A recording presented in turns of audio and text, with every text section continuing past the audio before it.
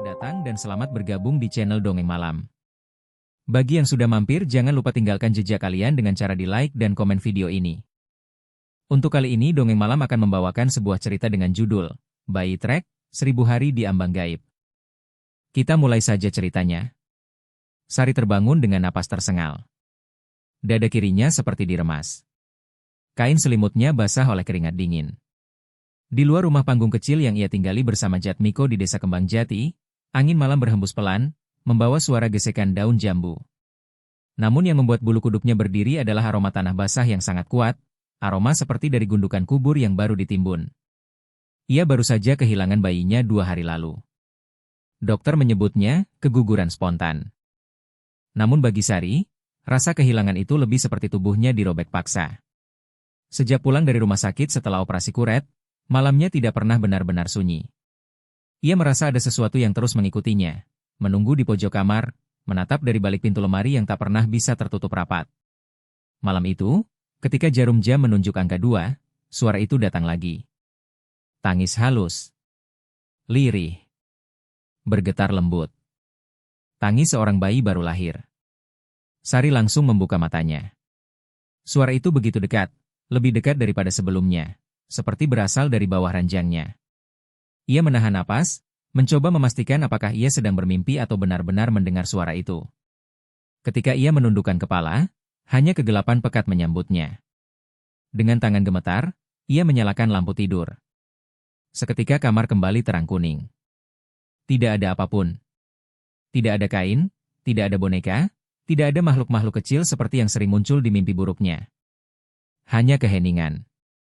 Namun ketika ia memejamkan mata, suara itu ocehan kecil, seperti suara bayi yang baru belajar meniru huruf vokal. E, A, O, E. Lirih, tetapi jelas. Sari memeluk dirinya sendiri sambil menutup telinga, mencoba mengusir suara itu. Ia membangunkan Jatmiko, tubuhnya bergetar ketakutan. Namun Jatmiko hanya mengusap wajahnya dengan kesal karena kantuk belum pergi. Sar, kamu masih syok. Suara-suara begitu wajar setelah kehilangan anak. Istirahatlah, katanya. Sari mengangguk, meski hatinya menolak. Trauma? Tidak. Suara itu terlalu nyata, terlalu dekat, terlalu hidup. Besok paginya, keadaan rumah semakin aneh. Di sudut ruang tengah, tepat di lantai dekat meja kayu, ada jejak kaki kecil. Jejak yang basah oleh lumpur, padahal cuaca kering dan tanah halaman tidak pernah becek. Jejak itu berjumlah 5 langkah, seakan seseorang, atau sesuatu, berjalan dari pintu depan menuju dapur. Wangi anyir menusuk hidung ketika Sari masuk dapur. Awalnya ia mengira tikus mati, namun tidak ada bangkai apapun. Bau itu seperti darah segar yang baru mengalir, hangat, tajam, menempel di rongga hidung. Puncaknya terjadi ketika ia hendak membersihkan ruang tamu. Di kursi rotan tempat ia sering duduk saat hamil, tergeletak sehelai kain putih terlipat rapi. Bentuknya menyerupai bedong bayi. Ukurannya pun cocok untuk bayi baru lahir. Sari gemetar dan langsung menghubungi Mbah Karsi, juru kunci makam desa yang dikenal memahami hal-hal gaib. Saat Mbah Karsi datang dan mendengar cerita Sari, wajah perempuan tua itu mendadak kaku. Mata tuanya yang keriput memandang Sari dengan campuran iba dan ketakutan. Enduk, sampean wes membangun trek durung? Suara Mbah Karsi serak, namun tegas. Sari menelan ludah. Trek itu apa, Mbah? Mbah Karsi menatap Jatmiko. Le, awakmu ngerti iki urusan gede. Trek iku omah cilik kanggo arwah bayi sing ora sempat lahir. Sing ora untuk kesempatan ngicipi urip ning jagat iki. Jatmiko kowe loro kudu dengan kesal. Sudah, Mbah. Itu hanya tradisi lama. Tidak ada hubungannya dengan ini. Namun Sari melihat raut wajah Mbah Karsi berubah pucat pasi. Ia berdeham pelan, suaranya nyaris berbisik. Bayi sing ora diwenehi papan, ora diwenehi panggonan, bakal golek ibune. Kadang carane alus. Kadang, ora. Ucapan itu membuat tengkuk Sari meremang. Malamnya, suara bayi itu kembali. Tapi kali ini bukan lagi tangis atau ocehan halus. Itu suara rintihan, pelan namun memaksa, seakan meminta sesuatu. Rintihan seorang bayi yang lapar. Rintihan bayi yang ingin disusui. Dan rintihan itu terdengar tepat di samping telinga Sari. Tidak sanggup lagi menahan ketakutan. Suara rintihan bayi itu masih tersisa di telinganya, seakan menempel di kulit. Di bawah mata Sari terdapat lingkaran hitam, tanda bahwa ia tidak tidur semalaman. Jatmiko yang melihatnya hanya menatap dengan cemas, tapi masih menolak mengakui bahwa ada sesuatu yang salah. Menjelang siang, Mbah Karsi datang tanpa diminta. Tangannya membawa besek berisi sesajen, bunga kenanga, kemenyan, air kendi, dan sepotong kain mori kecil. Di pundaknya tergantung beberapa bilah bambu pendek yang sudah dipotong halus. Ia berjalan dengan langkah berat, seolah tahu apa yang akan ia hadapi bukanlah sesuatu yang bisa dikalahkan dengan mudah. Kita bangun treknya sekarang enduk, kata Mbah Karsi tegas. Sak durunge telat. Tanpa menunggu persetujuan, ia menuju pojok halaman, tempat rumpun pisang tua tumbuh di samping sumur. Daun-daunnya bergoyang pelan padahal angin hampir tidak berhembus. Udara di tempat itu terasa lebih lembab, lebih dingin dari area lain. Jatmiko ingin memprotes, namun satu tatapan dari Mbah Karsi membuatnya terdiam. Perempuan tua itu mulai menancapkan bilah bambu, membentuk rangka kecil sebesar rumah kucing. Namun saat bilah pertama ditancapkan, sesuatu yang mustahil terjadi. Bambu itu melengkung sendiri. Tidak patah, tidak roboh, melengkung seperti dilempar panas, seakan menolak berdiri di tempat itu. Mbah Karsi mencoba lagi dengan bambu kedua. Hasilnya sama. Kayu bambu yang kuat itu seperti menjadi lembek, bergerak sendiri tanpa disentuh. Sari tersentak ketika melihat dari sela-sela tanah, muncul akar-akar kecil yang menjulur, bergerak seperti cacing, dan mencoba menyentuh tangan Mbah Karsi. Wis, aku ngerti saiki. Mbah Karsi mundur dengan wajah tegang. Bayi iki ora pengin treknya ingkene. Sari merasakan jantungnya berhenti berdetak sejenak. Matanya terpaku pada rumpun pisang yang tampak lebih gelap dari biasanya. Bayangan seperti sesuatu yang berjongkok di bawahnya. Ketika Sari memicingkan mata untuk memastikan, bayangan itu bergerak. Ia melihatnya. Ia benar-benar melihatnya. Sosok kecil, mungil, merayap dengan gerakan tersentak. Tubuhnya putih pucat bagai kain kafan basah. Tidak ada bola mata, hanya dua cekungan hitam dalam yang membuat wajahnya tampak seperti rongga kosong yang menganga. Tangannya kecil, namun jari-jarinya panjang dan menekuk seperti kuku kerangka. Sari menjerit histeris. Namun saat Jatmiko menoleh, sosok itu sudah menghilang seperti ditelan bumi.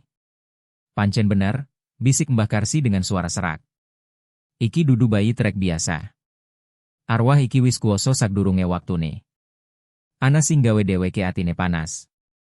Meski gagal menegakkan bambu pertama, Mbah Karsi memutuskan untuk tetap melakukan ritual pembuka.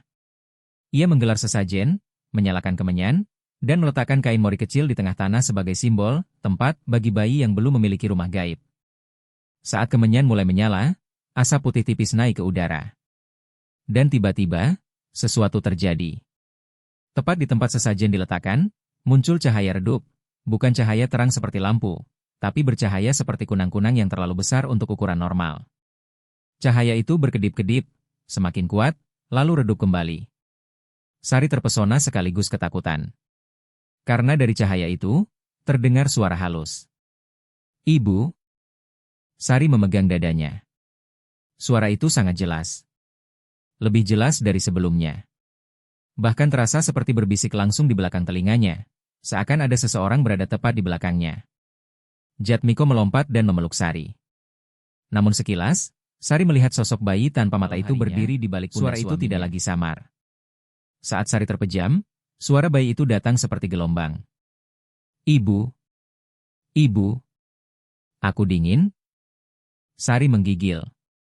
Ia mencoba membangunkan Jatmiko, namun suaminya sudah tertidur lelap. Tubuhnya tidak bergerak sama sekali. Seperti ada yang membuatnya sangat berat untuk dibangunkan. Sari menangis ketakutan sepanjang malam. Jatmiko pun mengalami mimpi buruk yang tidak kalah mengerikan. Ia bermimpi melihat Sari tertidur dengan sebuah bayi mungil yang tidak memiliki wajah merangkak naik ke dadanya.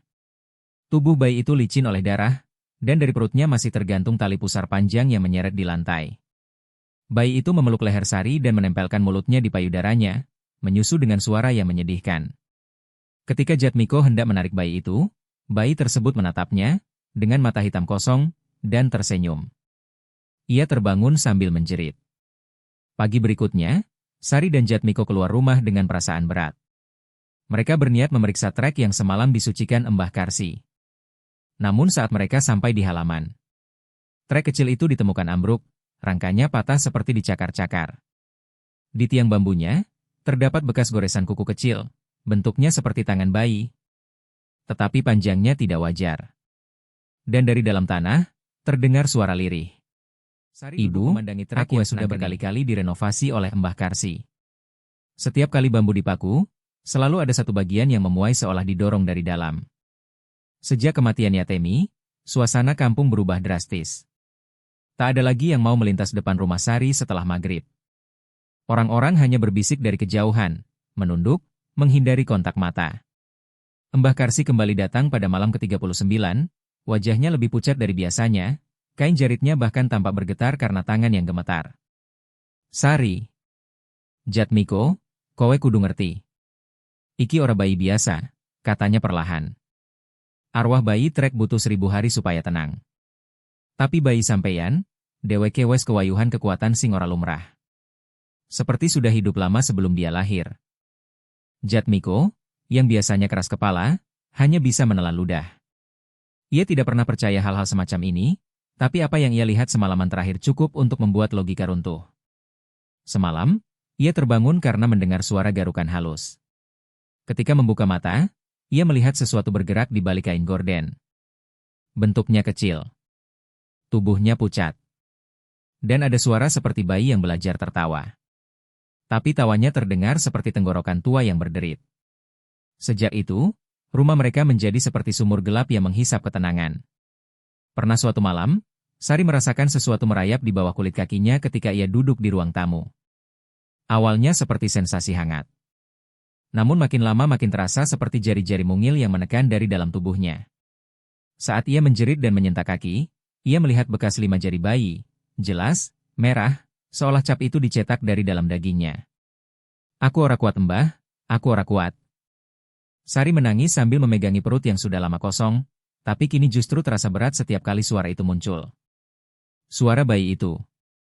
Ibu, endelok aku. Kadang terdengar dari atap.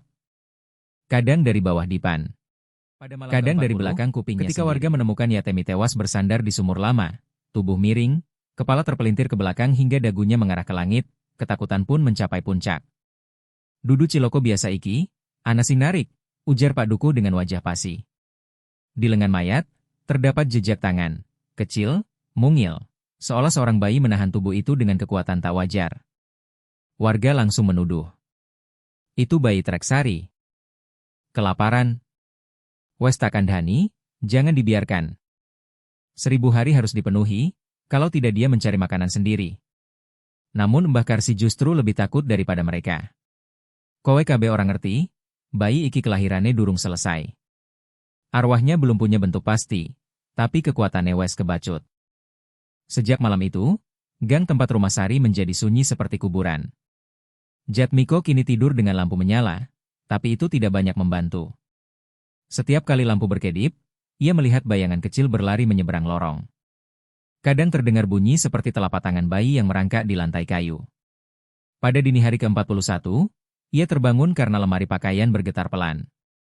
Jangan dibuka, jangan dilihat, jangan. Ia berbisik pada dirinya sendiri. Namun suara itu memancing naluri terburuknya. Tangisan bayi. Pelan. Tercekik. Seperti bayi yang tenggelam dalam air. Lemarinya terbuka sedikit, hanya 1 jari. Dan dari celah itu, tampak mata hitam besar mengintip. Atau lebih tepatnya, cekungan hitam tanpa mata.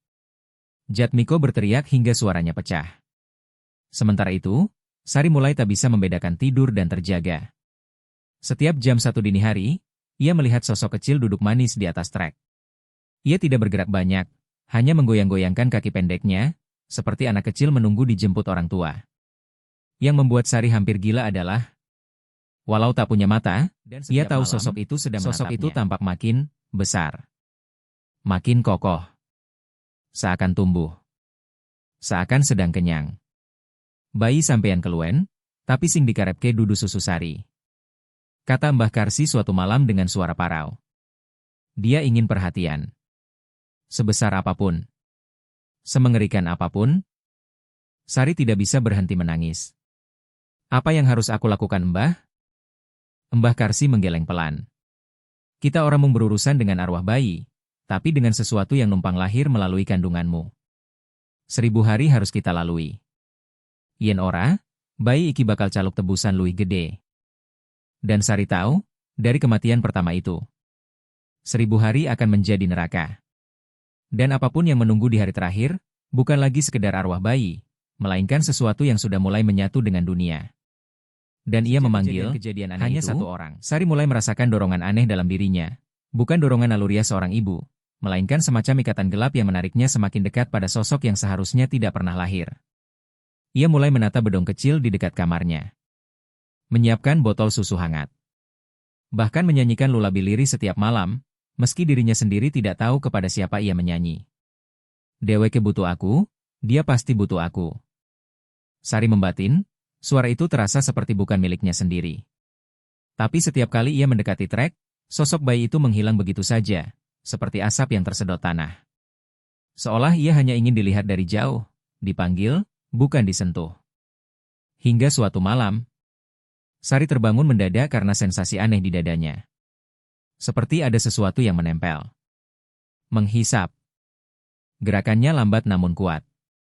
Ia mengira itu hanya mimpi, tapi dinginnya sentuhan itu membuat tulang belulangnya menggigil. Saat matanya terbuka penuh, ia melihatnya. Sosok bayi itu sedang menempel di dadanya. Tubuhnya kecil dan pucat seperti bangkai yang direndam air. Jari-jarinya mencengkeram kulit Sari dengan kuat. Tapi yang membuat Sari menjerit adalah mulut bayi itu, penuh darah segar, menetes, menodai perut dan kain tidurnya. Lubang hitam di wajahnya, tempat mata seharusnya berada, seolah menatap langsung ke dalam batinnya. Nafas dingin bayi itu membuat kulit Sari mati rasa. Ibu, enake. Suara itu bukan suara bayi. Lebih rendah. Lebih tua. Seperti suara seseorang yang sudah lama mati. Sari berteriak kencang. Bayi itu langsung meloncat turun dengan kecepatan tak wajar, merangkak ke dinding, menempel seperti cicak, lalu menghilang ke dalam retakan kecil di pojok ruangan. Sari menjerit sampai suaranya habis. Air mata tumpah, tubuhnya bergetar bagai demam hebat. Jatmiko, yang terbangun karena teriakan itu, memeluk istrinya. Untuk pertama kalinya, ia benar-benar percaya bahwa sesuatu telah tumbuh di luar batas pergi dari rumah ini. Tangannya dingin, suaranya panik. Trek itu, setan itu, apapun itu, kita nggak bisa lawan sendiri. Tapi saat mereka berdua keluar untuk melihat trek di halaman, Jatmiko terpaku. Trek itu berubah. Sekarang ukurannya hampir 2 kali lipat dari sebelumnya. Bambu-bambu di sisi kiri memanjang sendiri seperti tanaman merambat, meski kemarau panjang. Atapnya menghitam bukan seperti kayu terbakar, melainkan seperti diselimuti jelaga dari sesuatu yang bernapas. Seolah trek itu menjadi rumah bagi makhluk itu. Dan rumah itu sedang tumbuh. Mbah Karsi datang esok paginya. Wajahnya kuyu dan terlihat lebih tua dari kemarin, seolah satu malam telah menghisap 10 tahun hidupnya. Ia berdiri beberapa meter dari trek, tidak berani mendekat. Sari. Jatmiko, katanya perlahan, suaranya hampir pecah. Iki ora apik. Iki dudu bayi trek. Iki dudu arwah sing nunggoni kelahiran. Ia memejamkan mata, menggenggam tasbih tuanya dengan gemetar. Ini bayi gentayangan, bayi sing mati ora wajar, sing digugah maneh, sing golek awas supaya eso lahir maneh. Jatmiko menelan ludah keras. Maksud Mbah, dia mau masuk ke tubuh Sari lagi? Mbah Karsi mengangguk pelan. Bisa Sari, bisa wong lia. Tapi sing paling gampang ya ibune dewe. Ikatan darah ora bisa diputus. Sari jatuh terduduk, tubuhnya lemas. Aku nggak mau. Mbah, aku nggak mau bayi itu masuk lagi. Mbah Karsi menatapnya dengan sedih. Tapi dia sudah wiwit nyedot awakmu, Sar. Wis mulai makan, wis mulai urip setengah. Jatmiko marah, suaranya bergetar. Lalu apa yang harus kita lakukan? Mbah Karsi menghela napas panjang. Biasanya bayi trek hanya butuh perawatan 1000 hari. Tapi sing iki, dia lapar. Lapar sing orai eso dipuaskan. Kowe kudu siap, Jatmiko, 1000 hari iki bakal dari cobaan paling sambil terisak. Ia masih merasakan bekas gigitan dingin bayi itu di kulitnya. Dan ketika angin berhembus melewati halaman, trek itu mengeluarkan suara lirih. Seperti napas. Seperti dengkuran bayi. Atau mungkin, detak jantung. Sesuatu sedang tumbuh di dalam trek itu. Sesuatu yang belum selesai lahir. Dan ia lapar. Sejak kematian Yatemi, sangat lapar. Suasana desa Kembang Jati berubah mencekam. Orang-orang menutup jendela lebih awal. Tidak ada lagi suara obrolan malam atau anak-anak bermain di halaman. Jalan depan rumah Sari menjadi sunyi setiap sore, seolah rumah itu menyerap cahaya dan keberanian siapapun yang lewat. Warga tidak berani mendekat. Tidak berani melihat. Tidak berani menyebut nama bayi itu. Bahkan suara azan malam terdengar lirih, seperti takut mengusik sesuatu yang lapar. Suatu malam, hujan turun deras. Petir membelah langit. Pak Karyo, tetangga sebelah rumah Sari, mengumpat saat angin menerbangkan genteng dapurnya. Ia keluar rumah dengan membawa senter, mencoba memperbaikinya sebelum bocor makin besar. Namun di balik suara rintik hujan, ia mendengar sesuatu yang membuatnya berhenti bergerak. Tangis bayi. Pelan. Lirih. Dan sangat dekat. Pak Karyo memicingkan mata. Senter diarahkan ke teras rumahnya. Di sana, ia melihat gumpalan kain putih basah kuyup, seperti bedong kecil yang tergeletak. Teko ngendi iki, gumamnya. Tangis bayi itu semakin keras, semakin putus asa. Pak Karyo menunduk, perlahan-lahan meraih kain itu. Ketika jemarinya menyentuh kain basah tersebut, kain itu melompat ke lehernya. Ternyata itu bukan kain. Itu kulit. Kulit pucat yang menggulung seperti kepompong, dengan mulut kecil bergerigi di tengahnya. Mulut itu menggigit leher Pak Karyo dan merobek dagingnya dalam sekali sentak. Jeritannya tertelan hujan. Tetangga tak ada yang keluar. Pohon mangga di halaman rumah itu berderak, dahan-dahannya bergetar seperti dicekik angin. Dan di sana, mayat Pak Karyo tergantung dengan kepala menunduk terbalik. Matanya membelalak, mulut menganga seolah masih ingin berteriak. Di dadanya tertulis dengan goresan kuku kecil. Ibu. Desa geger. Semua orang tahu kematian itu bukan ulah manusia. Luka di tubuh Pak Karyo terlalu kecil, terlalu rapi, seperti digigit oleh sesuatu yang baru bertumbuh itu dengan wajah pucat pasi. Kancamu loro wis mati Sar, lan saiki, bayi kui wis ora mung golek perhatian. Deweke golek panganan. Sudah 2 orang mati, Sar, dan sekarang, bayi itu bukan hanya mencari perhatian. Ia mencari makanan. Sari menangis tanpa suara, duduk memegangi perutnya yang kosong. Kenapa dia tulis, Ibu, di dada Pak Karyo Mbah? Kenapa bukan aku? Mbah Karsi menatapnya dengan sedih.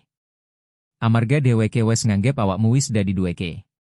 Sing liya mung panganan. Sampeyan, wadah. Jatmiko langsung menegang.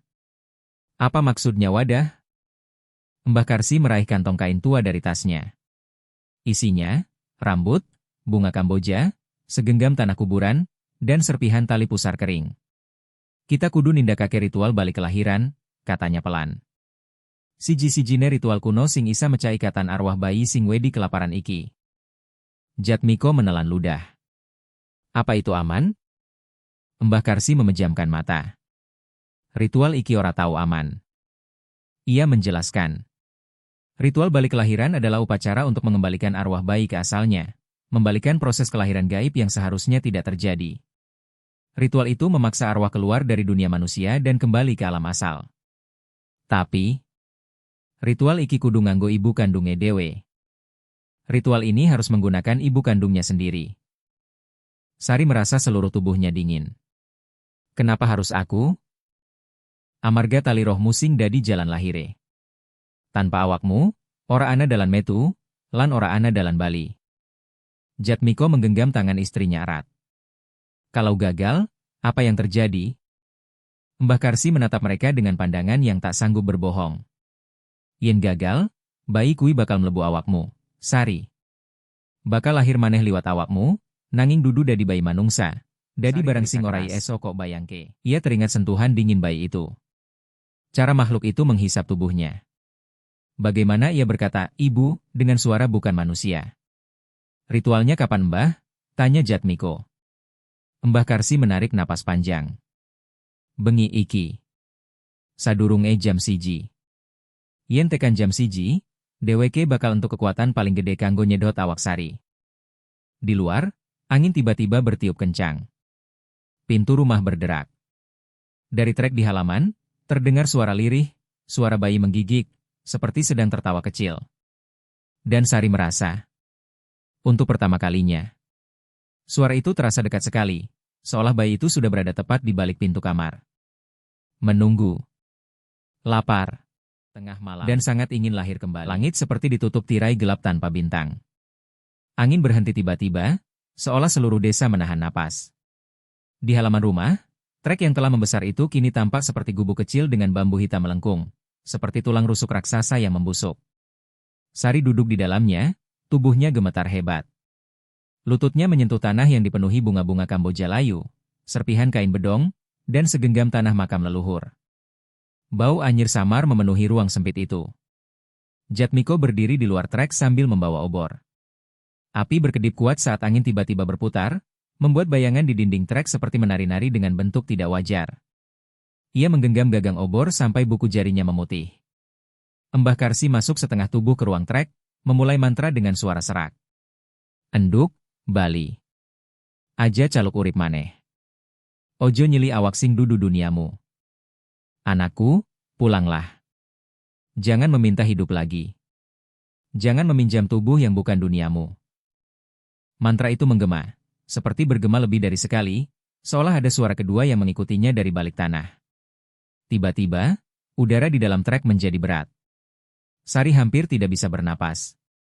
Dari langit-langit, sesuatu muncul. Bayi itu.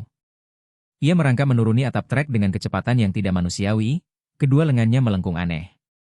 Tubuh kecilnya berlendir hitam, menetes ke wajah Sari seperti tinta hidup. Lubang matanya, dua cekungan hitam menganga, mengarah langsung ke ibunya. Sari ingin berteriak, tapi tidak bisa. Suaranya tenggelam.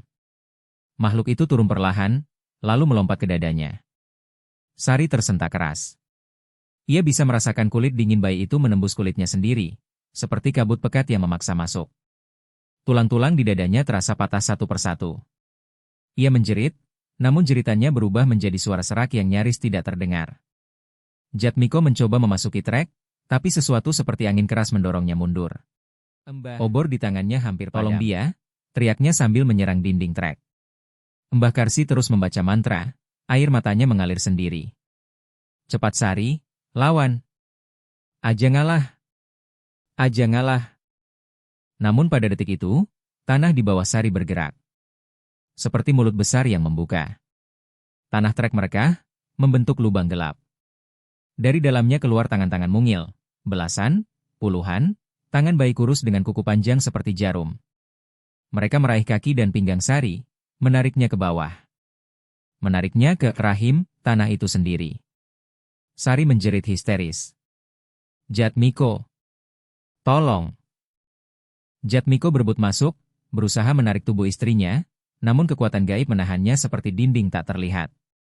Dadanya seperti ditindih batu besar, ia tidak bisa bergerak satu langkah pun.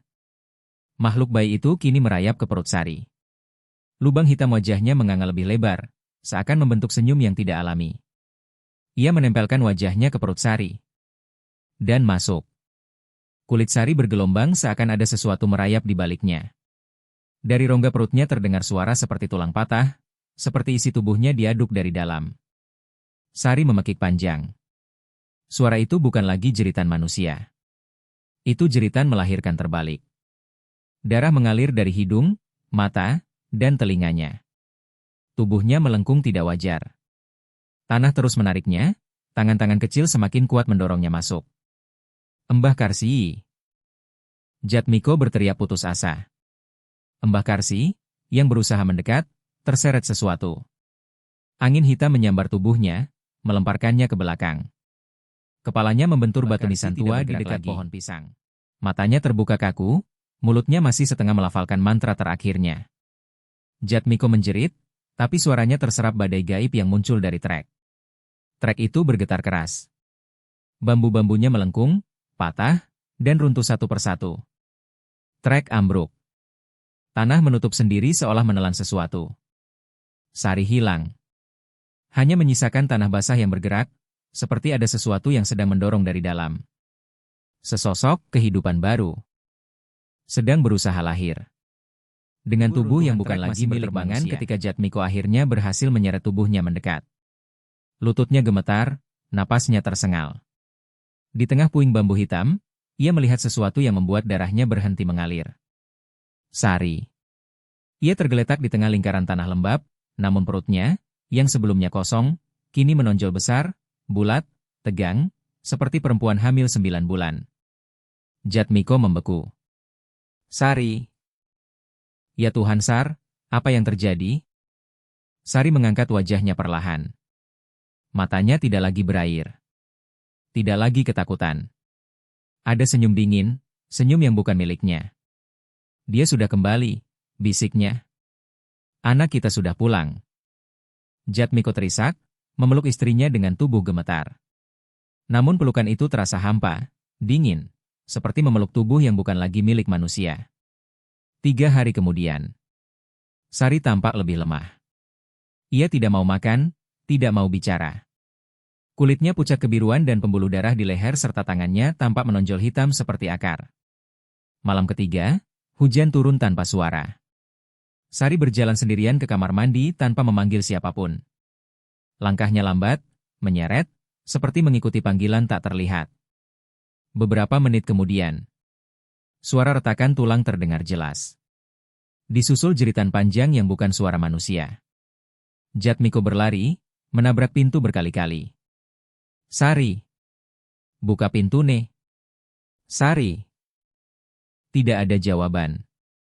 Hanya suara rengekan kecil. Suara anak kecil. Dengan teriakan terakhir, Jatmiko mendobrak pintu. Ia terhuyung masuk. Dan dunia runtuh di depan matanya. Sari tergeletak di lantai kamar mandi dalam genangan darah.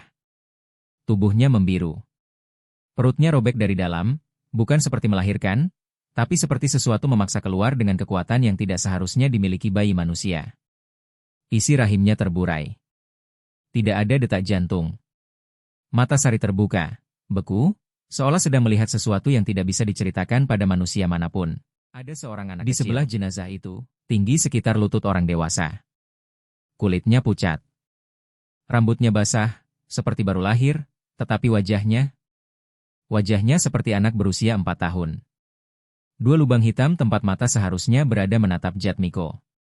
Senyumnya perlahan terbentuk. Terlalu lebar. Terlalu sadar. Aku rampung, Pak. Sudah selesai, Ayah. Suaranya lembut, namun lebih tua daripada tubuhnya. Itu suara dari makam. Suara dari sesuatu yang sudah pernah mati. Jatmiko terpaku, ketakutan mematikan. Ia ingin bergerak, ingin berteriak, namun tubuhnya lumpuh. Anak itu melangkah 1 kali mendekat. Darah menetes dari ujung jarinya. Lalu, ia menghilang. Bukan berlari. Bukan memudar. Tapi hilang. Seperti menutup mata di tengah mimpi buruk. Jenazah Sari dimakamkan 3 hari kemudian. Tidak ada yang berani menyentuh tubuhnya selain tetua desa.